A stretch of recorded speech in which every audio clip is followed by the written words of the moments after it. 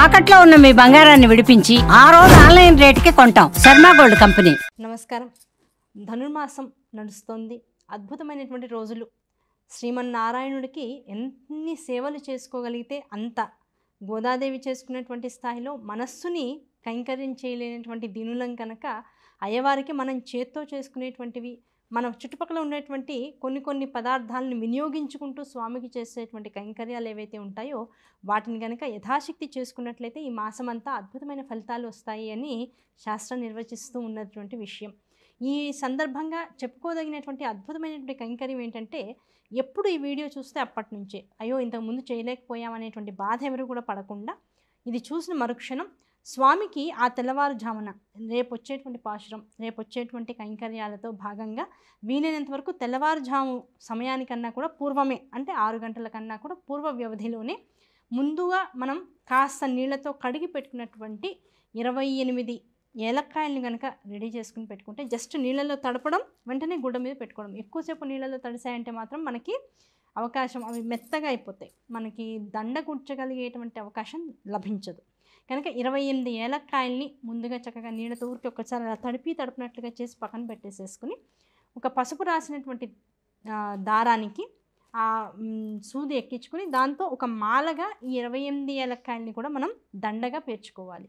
అలా పేర్చుకున్నటువంటి ఏలక్కాయలకి రెండు వైపులా కూడా పసుపుని లేదు గంధాన్ని, అలది అంటే ఎక్కిచ్చేసిన తర్వాత ముందు కాదు, గంధాన్ని బొట్టులాగా పెట్టి కుంకాన్ని పెట్టి ఆ మాలని ఏలక్కాయలతో, అంటే సుగంధ ద్రవ్యాల మాల అని స్వామికి విశేషమైనటువంటి కైంకర్యం చేయడం అనేటువంటిది చాలా సనాతనం. ఎప్పటి నుంచో మన తాతతండ్రుల పూర్వకాలం నుంచి కూడా పెద్దలు వెంకటేశ్వర స్వామికి వేసేటువంటి విశేష సేవ అది. అటువంటి సేవ మనకి తిరుమల తిరుపతి దేవస్థానం వారు కూడా స్వామికి చేస్తూ ఉంటారు అనేటువంటిది చాలామందికి తెలిసినటువంటి విషయం, ఎంతోమందికి తెలియనటువంటి విషయం కూడా.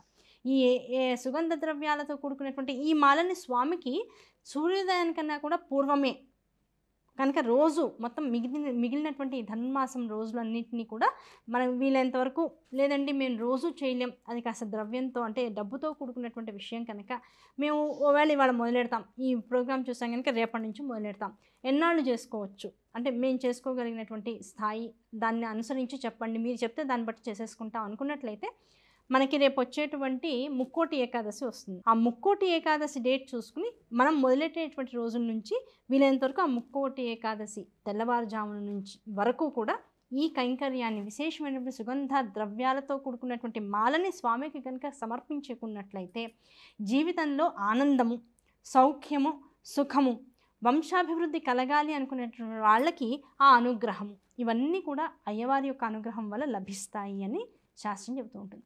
అయితే మీరు చెప్పింది బాగుందండి. ఈ ఏలక్కాయల మాల, అదే సుగంధ ద్రవ్యాలతో కూడుకున్నటువంటి ఈ మాలని స్వామికి వేస్తూ ఉంటాం. ఒక 5 రోజులో 10 రోజులో వరుసగా ఇప్పటి నుంచి మొదలెట్టుకుని వేస్తాం. వేసిన తర్వాత ఈ ఏలక్కాయల మాలన్నింటినీ ఏం చేయాలి మేము అనేటువంటి సందేహం వెంటనే వస్తుంది. ముక్కోటి ఏకాదశి దాకా చెప్పాం, లేదండి మాకు స్తోమత ఉంది, ఈ ధనుర్మాసం అంతా చేస్తాం మేము అనుకున్న వాళ్ళైతే మిగతా 10 రోజులు 20 రోజులు మొత్తం అంతా చేసుకుంటూ వెళ్ళారు. చివరికి మీ దగ్గర మొత్తం ఒక 15 నుంచి 20 దాకా సుగంధ ద్రవ్యాల మాలలు మిగిలినాయి.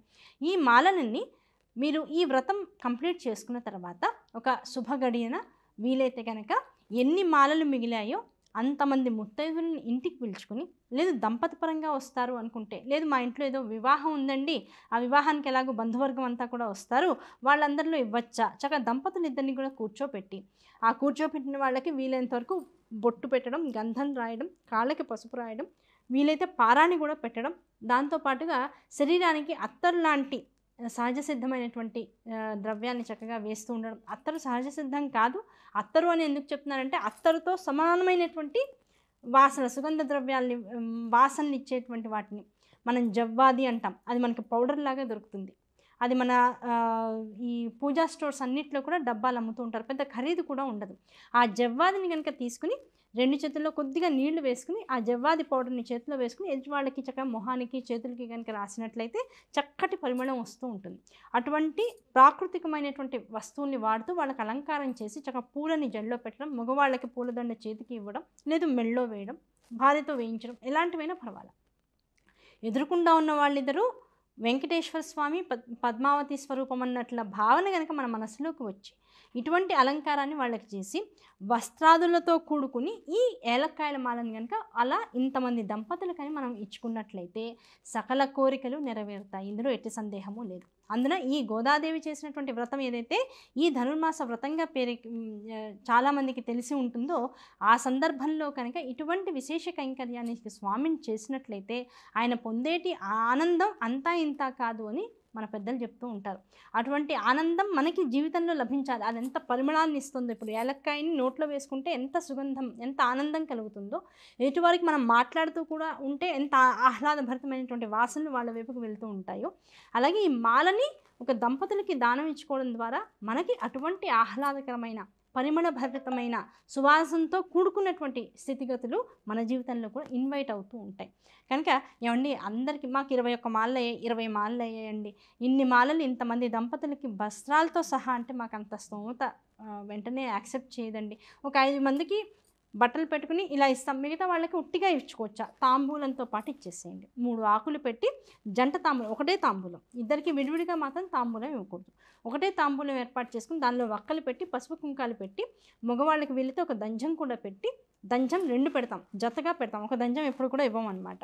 ఆ 2 దంజాలు అంటే వర్ణాశ్రమ ధర్మాన్ని బట్టి మీరు ఎటువంటి నియమాలు మీరు పాటిస్తూ ఉంటారో దాన్ని బట్టి ఇలా మగవాళ్ళకైతే ఇలా లేదు, మేము అవన్నీ అక్కర్లేదండి, పసుపు కుంకుమ దాంతోపాటు వక్కలు తాంబూలం 3 తమలపాకులు ఇలా పెట్టి మేము ఇవ్వచ్చా? చక్కగా ఇచ్చేసుకోండి. ఇంతమంది దంపతులకని ఇచ్చుకుని చక్కగా వాళ్ళ కాళ్ళకి నమస్కారం చేసుకుని కనుక ఉన్నట్లయితే ఎంత పెద్ద ఇబ్బంది అయినా పడుతున్న వాళ్ళైతే తొలగిపోయేటువంటి అవకాశం ఉంటుంది. ఇబ్బందులు ఏం లేవండి, జీవితం ఇంకాస్త సౌఖ్యప్రదంగా ఆనందభరితంగా ఉంటే చాలు, మాకు మా పిల్లలకి నెమ్మదిగా వివాహాలు అవ్వాలి, లేదు వివాహాలు అయిపోయినాయి నెమ్మదిగా మాకు వంశోద్ధరణ కావాలి, ఇలాంటి కోరికలు మనసులో ఉన్నటువంటి వాళ్ళకైతే ఆ కోరికలు సుసంపన్నం అవుతాయి.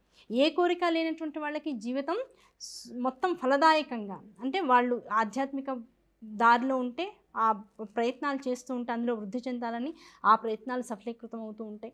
ఏ ప్రయత్నం మనిషి చేస్తూ ఉంటాడో అది ధార్మికమైనటువంటి మార్గంలో ఉన్నట్లయితే తప్పనిసరిగా సిద్ధిస్తూ ఉంటుంది.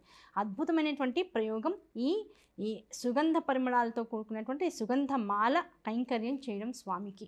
ఆ మాలను పైగా ఇంతమంది దంపతులకని చక్కగా ఇచ్చుకుంటూ ఉండడం, అటువంటి వ్యవస్థ ఏర్పాటు చేసినటువంటి మన సనాతన ధర్మానికి నమస్కారాలు తెలియజేసుకుంటూ ఇటువంటి అద్భుతమైనటువంటి రీతుల్లో మనకు వచ్చేటువంటి కలి ప్రభావాల నుంచి మనం ఎలా తప్పించుకోవాలనేటువంటి విషయాన్ని ఇంత తేలికమైనటువంటి విషయాల్లో మనకి విశదీకరించి ఇచ్చినటువంటి మన పెద్దలకు నమస్కరించుకుంటూ మన ద్వారా మన పిల్లలకు కూడా ఇలాంటి సంస్కృతి సంప్రదాయం దాంతోపాటు అనంతమైనటువంటి విశేష ఫలదాయకమైనటువంటి విషయాలు వాళ్ళకు కూడా నేర్పించాలనేటువంటి సదుద్దేశంతో ఇట్లాంటి వ్యవహారాలు మళ్ళీ మనం కూడా అవలంబిస్తూ ఉందాం.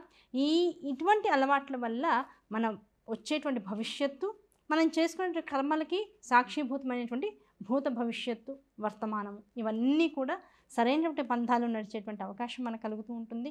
అటువంటి అవకాశం ఇచ్చినటువంటి సనాతన ధర్మానికి, వాంగ్మయానికి, పెద్దలకు అందరికీ కూడా మనసా శిరస నమస్కరిస్తూ ఇటువంటి విశేషాలు మరికొన్ని తెలుసుకునే ప్రయత్నం చేద్దాం. వచ్చే వీడియోలో మళ్ళీ కలుద్దాం. అంతవరకు నమస్కారం.